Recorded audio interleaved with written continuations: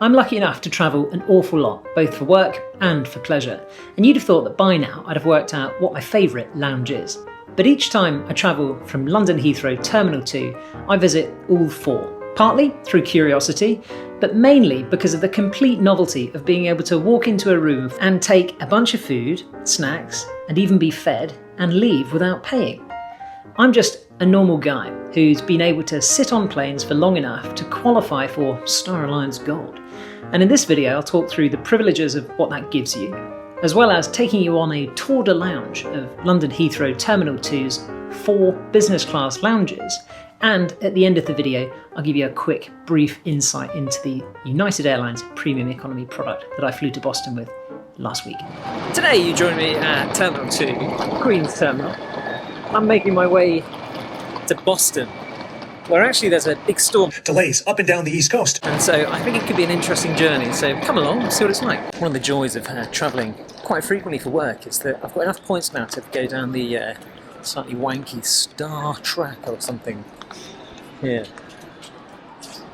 So I get to avoid the queue. He says ironically where there is an enormous queue.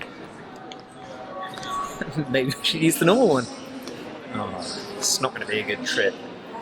It really wasn't as bad as I thought it was going to be. One thing they changed here is the Lufthansa lounge that's just up here. They've just done up. So I'm going to go in there. Normally I like to get some jelly beans. I actually don't have any of the fancy food, it's literally just the some Haribo that I'm after. It is, 10:30 in the morning, I think it's allowed them. Let's have a look what they've done to it. I don't need a paper. This is the Senator Lounge, the exclusive one. You even get a souvenir ticket to prove it. Inside, it's all very civilised, although Oktoberfest was in full swing, so naturally, I'll get one of them. Beyond the door, you might expect champagne fountains or velvet armchairs, but it's the same food, the same drinks, the same chairs, just a touch more self-importance in the air. They did recently renovate, which mostly seems to have meant brighter light, new carpet, and slightly more modern way to feel superior. Actually, I take that back. There is one vital difference. The Senator Lounge has Haribo. Thank God I was allowed in. After grabbing a handful for research purposes, I headed back out to the regular business lounge, back among the great unwashed, my people, obviously. There's actually 4 business lounges at, as I missed the escalator, there's 4 business lounges here in Heathrow. There's a United one, Singapore, Air Canada, and then Lufthansa. I've got an hour before my flight. Can I go into all of them? So what is Star Alliance Gold? How do you get it? And what are some of the benefits?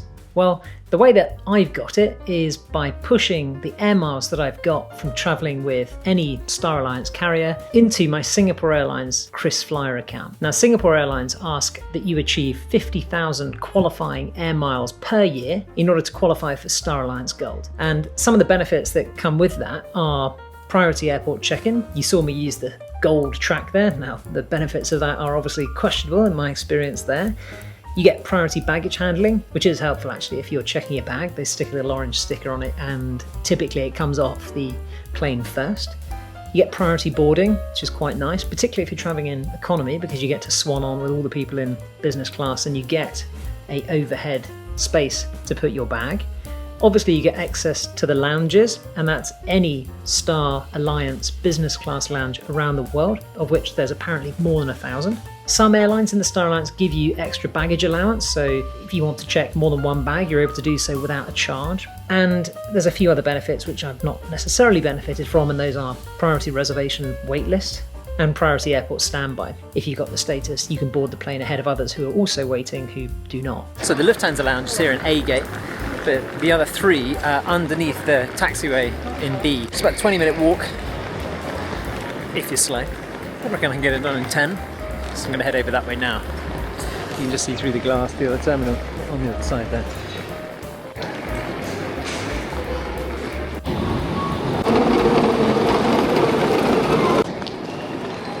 First stop, the Air Canada Maple Leaf Lounge. Fun fact, I actually got stuck here once for about 9 hours waiting for a flight to Costa Rica via Colombia, but that's a story for another time. It's a nice space and there's a good amount of seating, with great views out over the taxiway if you like watching the planes come and go. I do, I'm a nerd. I went to grab some food, but It was right in that awkward moment between breakfast and lunch, and so there wasn't much going on. Still, they did have a decent selection of desserts, so I grabbed a handful of M&Ms for survival and made my way over to the Singapore Airlines lounge next door.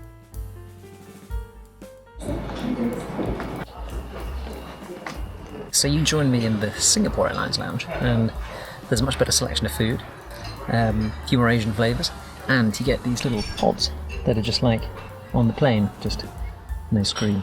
There's one more to try, it's the United lounge. I'm flying with United today, so I figured I'd try them last. Yeah, but this one I think so far is the most impressive.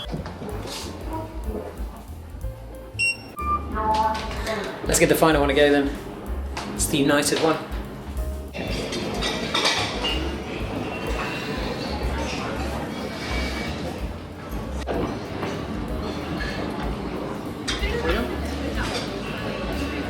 Yeah, bored of that now. It's too busy. 4 lounges. I just keep eating shit I don't need. I'm gonna go and sit out here where it's a bit quieter and read a book. The plane today is a Boeing 767-300 extended range. It's a twin-aisle wide body that's been around for decades, but still does a solid job. In premium economy, the layout is 222, and in economy, it's 232, a bit more civilised than the 343 you'll find on most newer wide bodies. Great if you're travelling as a couple, but absolutely no relevance to me today. Once you're on board, you see the premium economy seats straight away. They're slightly wider, with more recline and an amenity kit waiting at each place. I settled in and did my usual little seat tour and gave the camera a confident thumbs up before realising I'd sat in the wrong seat. Once I'd located to my actual seat, we pushed back and took off. Premium economy starts with a small selection of nuts and olives, a nice touch. And then I went through the amenity kit. Socks, eye mask, face mask, tissues, and a toothbrush. Basically everything you need to look mildly presentable once you land.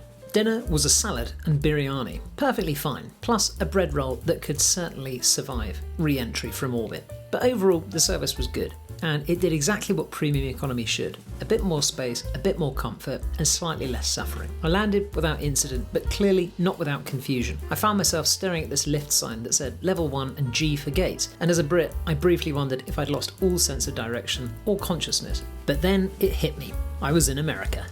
You might be wondering why I put my air miles with Singapore, and that's primarily because I think they offer the best business class cabin. And in fact, on Saturday, in 5 days' time, Lizzie and I are travelling down to Auckland from London on Singapore Airlines business class. And so if you're interested in seeing what that's like, stick around and subscribe for that.